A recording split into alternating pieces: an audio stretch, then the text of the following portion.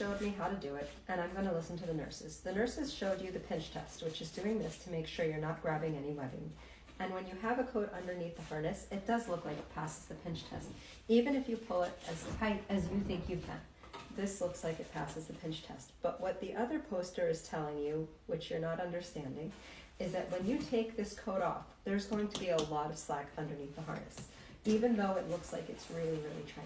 And the problem with all that slack is that in a crash, all of this puffy stuff, all of this winter fabric that's keeping your child warm, is going to compress underneath the harness because the force of a crash is much stronger than your ability to pull the harness really, really tight. So when your child is in a crash with that winter coat on underneath the harness, this is how much space is going to be for them to fly through before hitting the harness. It's not going to let the harness do its job. In order for the harness to hold your child in safely, it has to be directly on the chest and shoulders.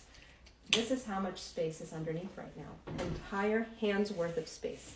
So your child is going to move through that space, slam into the harness, and it's going to create brain, neck, and spine injuries.